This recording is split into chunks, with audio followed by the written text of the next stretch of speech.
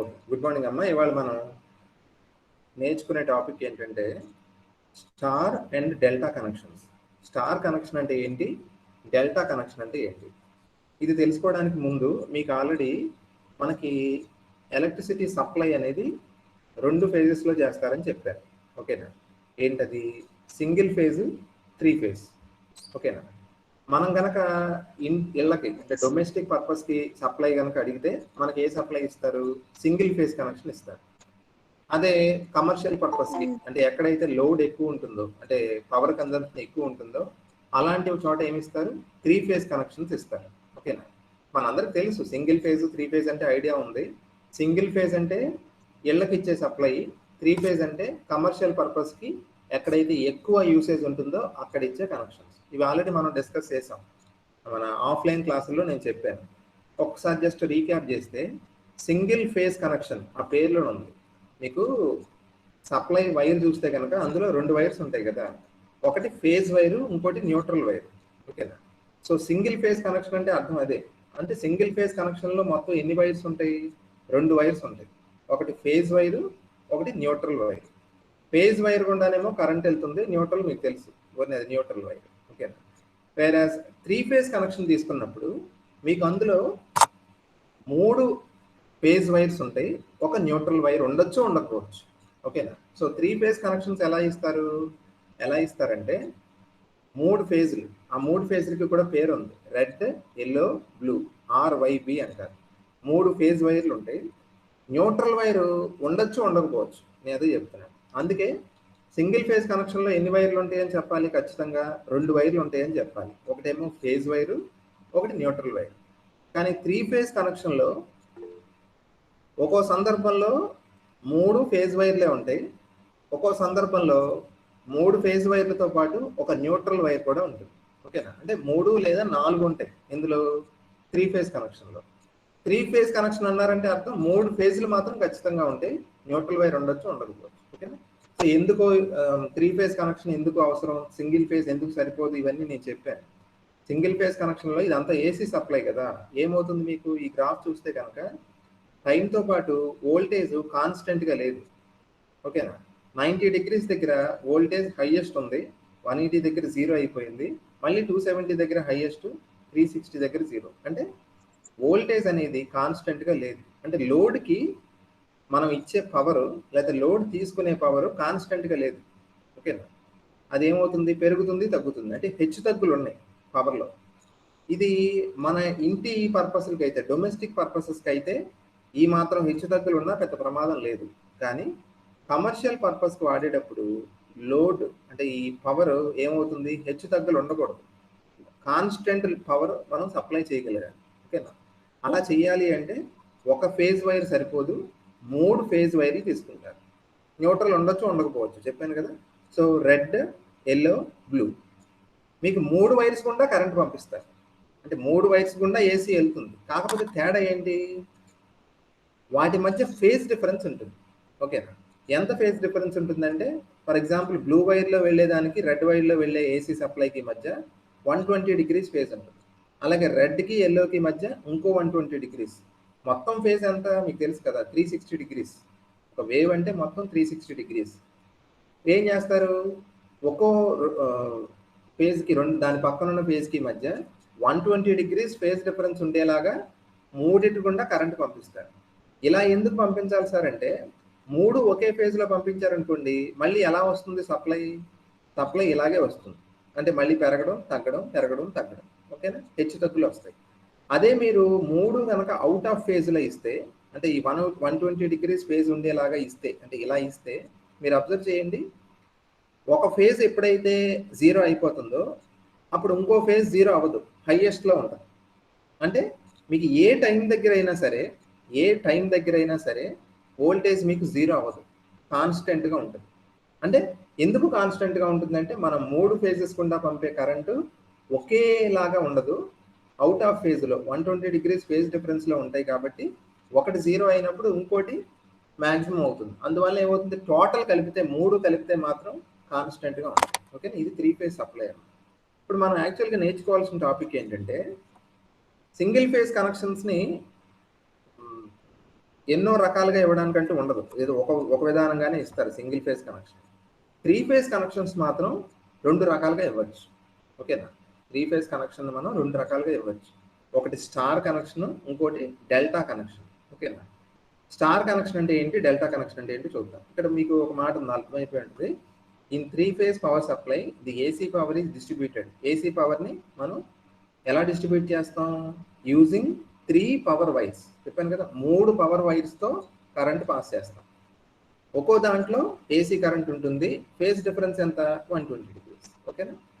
కొన్ని సందర్భాల్లో neutral wire కూడా ఉంటుంది, కొన్నిట్లో ఉండదు. ఓకేనా? ఇది మన ఇంట్రడక్షన్, నేను చెప్పిందే ఉంది. ఆ 3 ఫేజ్ వైర్స్ అంటున్నాను చూసారా, ఆ 3 ఫేజ్ వైర్స్ కి మనం పేర్లు ఏం పెడతాం? Red, yellow, blue, RYB. ఓకేనా? ఇప్పుడు స్టార్ కనెక్షన్ అంటే ఏంటో చూద్దాం.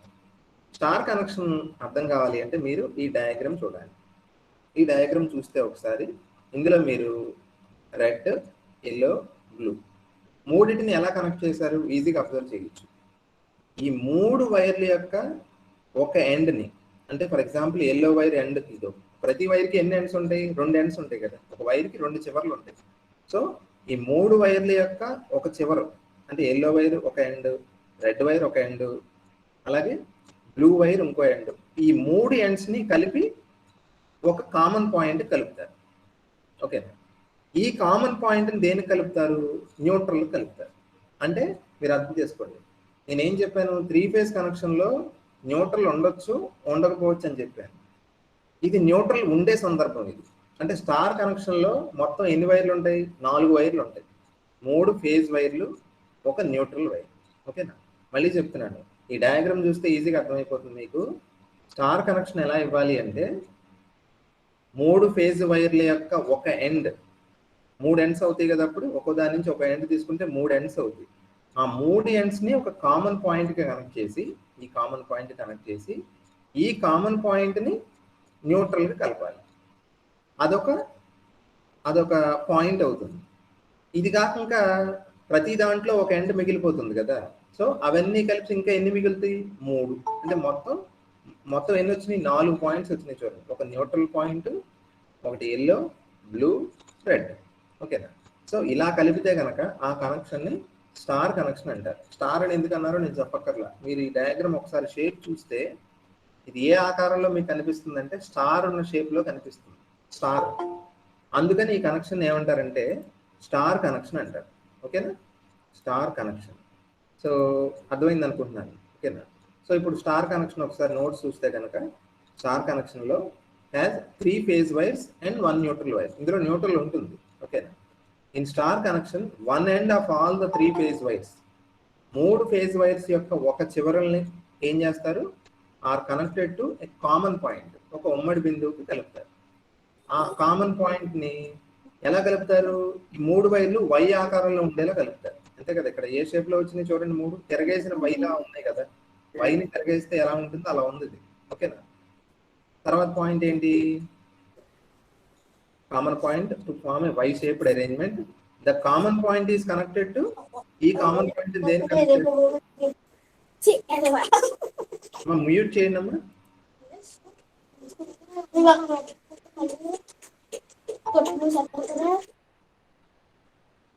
ఓకే, ఈ కామన్ పాయింట్ ని దేని కనెక్ట్ చేస్తారని చెప్పాను? న్యూట్రల్ కి కనెక్ట్ చేస్తారు. ఓకేనా? సో ఇలా కలిపితే కనుక దాన్ని స్టార్ పాయింట్ అంటారు. ఓకేనా? స్టార్ కనెక్ట్ అంటే ఆఫ్ కోర్స్ కామన్ పాయింట్ ని ఏమంటారు? స్టార్ పాయింట్ అంటారు. ఈ కనెక్షన్ ఏమో స్టార్ కనెక్షన్ అంటారు. ఓకేనా? సో స్టార్ కనెక్షన్ కి సంబంధించి దాని యొక్క ప్రాపర్టీస్ ఒక 4-5 చెప్పాలి. స్టార్ కనెక్షన్ లో ఏమవుతుందంటే, అబ్జర్వ్ చేయండి, ఇక్కడ మొత్తం ఎన్ని పాయింట్స్ వచ్చినాయి మనకి? 4 పాయింట్స్ వచ్చినాయి. ఓకేనా? ఇందులో ఒక న్యూట్రల్ పాయింట్, 3 ఫేజ్ పాయింట్స్ ఉన్నాయి. ఓకే, ఇందులో న్యూట్రల్కిను ఏ ఒక ఫేజ్ ఏది తీసుకున్నా పర్లేదు, అంటే న్యూట్రల్కి లేకపోతే వైకి, లేకపోతే న్యూట్రల్కి బికి, న్యూట్రల్కి లేకపోతే రెడ్కి, ఏ 2 పాయింట్స్ తీసుకున్నా వాటి మధ్య వోల్టేజ్ ఎంత ఉంటుందో తెలుసా? వాటి మధ్య వోల్టేజ్ ఎంత ఉంటుంది? 230 volts ఉంటుంది. ఓకేనా? In star connection the voltage between phase అంటే ఏ ఫేజ్ నీకు నష్టం? ఏ ఫేజ్ అన్నా తీసుకో, 3 ఫేజ్లు ఉన్నాయి కదా, రెడ్ కానీ, ఎల్లో కానీ, బ్లూ కానీ, ఏదో ఒక ఫేజ్ కిను న్యూట్రల్ కి మధ్య వోల్టేజ్ ఎంత? 230 volts. ఓకేనా.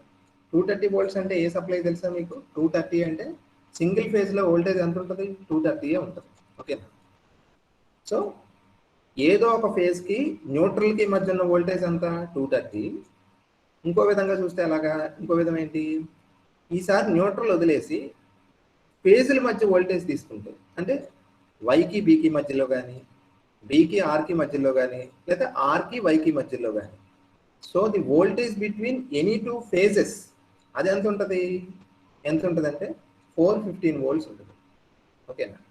సో మీరు ఇక్కడ మంచి పాయింట్ ఉందండి. ఏంటంటే స్టార్ కనెక్షన్లో మనం ఏ రెండింటి మధ్య వోల్టేజ్ తీసుకున్నాం అనే దాన్ని బట్టి మనకి 2 వోల్టేజ్ లెవెల్స్ ఉన్నాయి ఇక్కడ.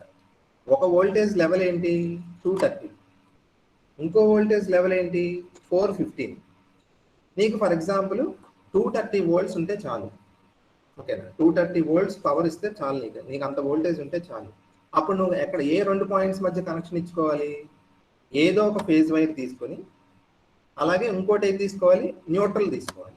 ఆ రెండింటి మధ్య సప్లై ఇస్తే కనుక అప్పుడు వోల్టేజ్ ఎంత వస్తుంది? 230 వస్తుంది. నీకు ఎక్కువ వోల్టేజ్ కావాలి, 415 volts కావాలి. అప్పుడు ఏం చేయాలి? న్యూట్రల్ వదిలేసి ఏదో ఒక 2 ఫేజులు మధ్యలో వోల్టేజ్ తీసుకుంటే అప్పుడు నీకు వోల్టేజ్ ఎంత వస్తుంది? 415 వస్తుంది. అది ఒక ముఖ్యమైన పాయింట్ ఏంటి? ఇక్కడ మనకి 2 వోల్టేజ్ లెవెల్స్ ఉన్నాయి కాబట్టి, పైగా ఇంకో విషయం చెప్పాను, సింగిల్ ఫేజ్ కనెక్షన్లో వోల్టేజ్ ఎంత? 230 కదా. విచిత్రంగా మీరు అబ్జర్వ్ చేయండి, స్టార్ కనెక్షన్లో 230 volts కూడా మనం ప్రొడ్యూస్ చేయొచ్చు. ఓకేనా. అంటే స్టార్ కనెక్షన్ ఉపయోగించి నువ్వు సింగిల్ ఫేజ్ కనెక్షన్ కూడా ఇవ్వచ్చు. ఓకేనా.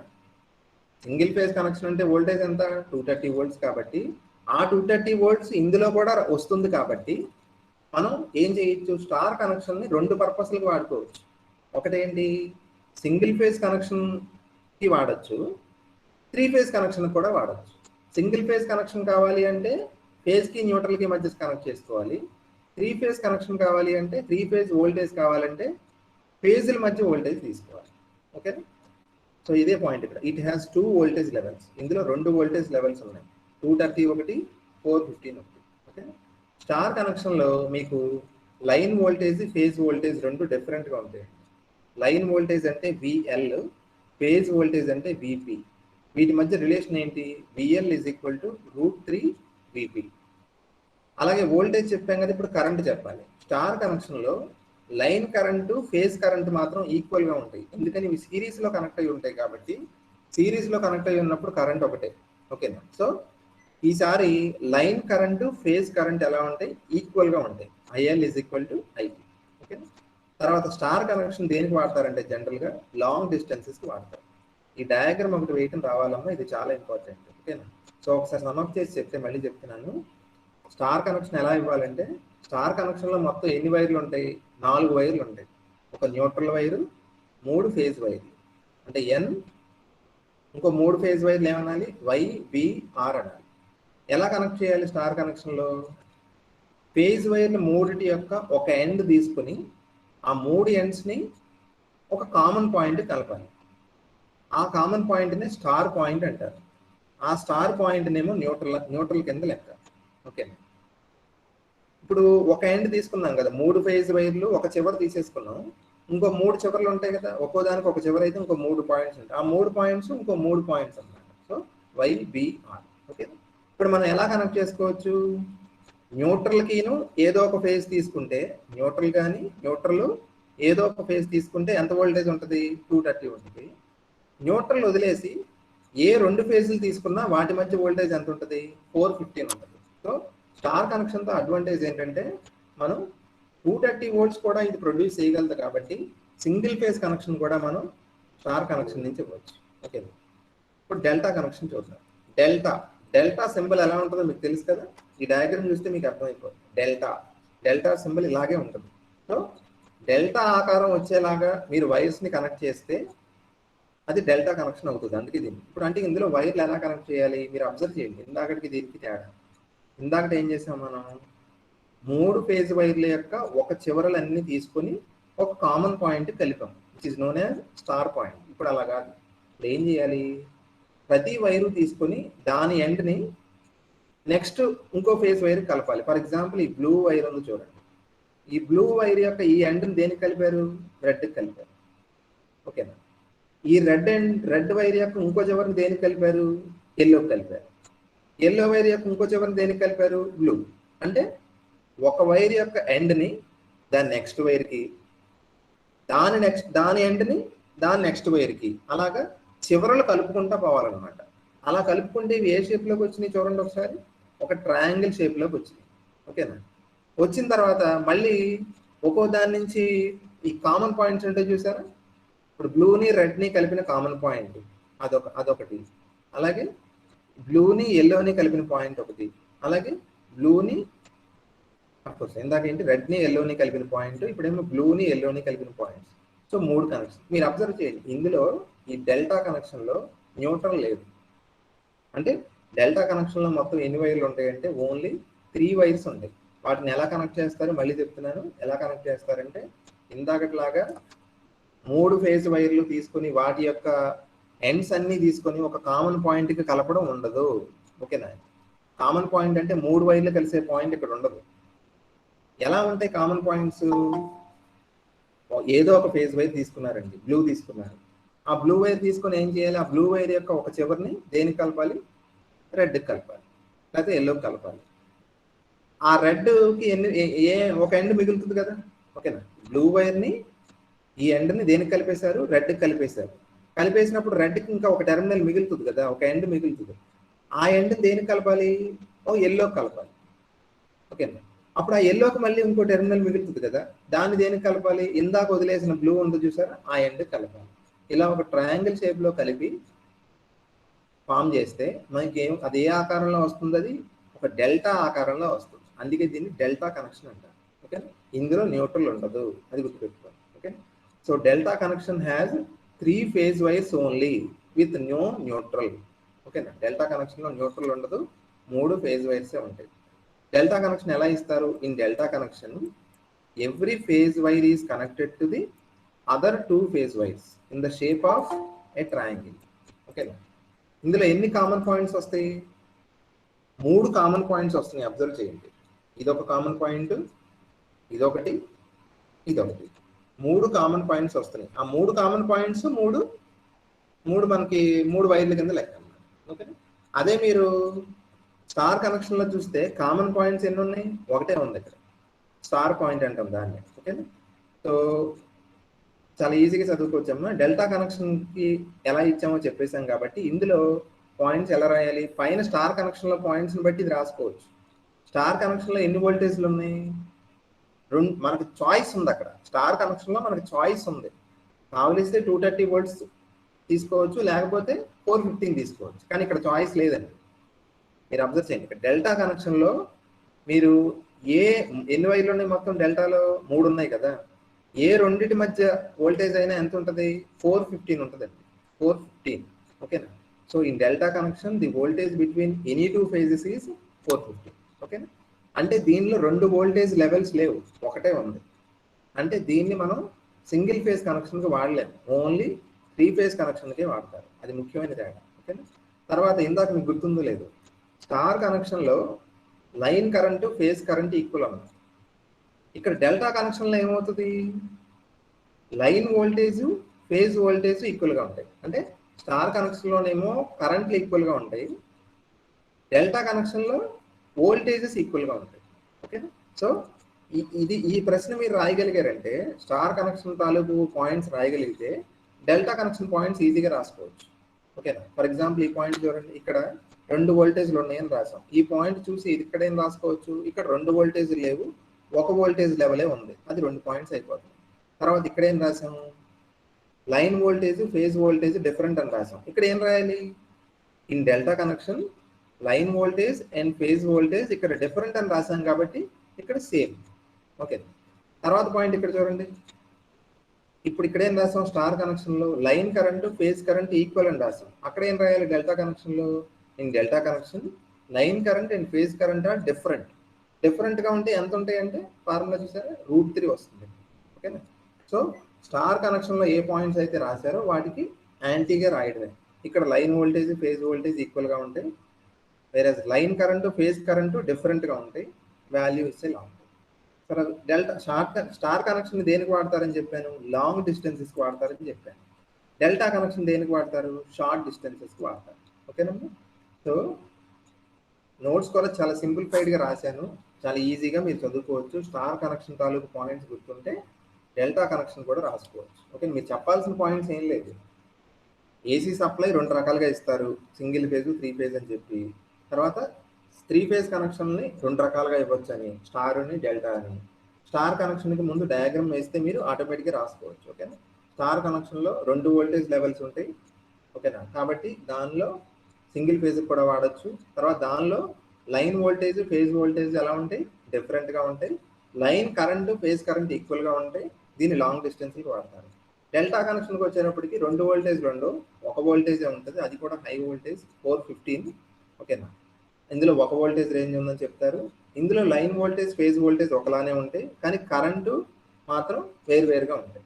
తర్వాత దీన్ని షార్ట్ డిస్టెన్స్కే వాడతారు. ఓకేనా. సో ఈ డయాగ్రామ్స్ నీట్గా వేయాలన్నా, వేసి మీరు ఈ మాత్రం పాయింట్స్ రాయగలిగితే ఇది ఎస్ఐకి ఇచ్చే ఛాన్స్ ఉంది. Star connection, delta connection. ఓకేనా. సో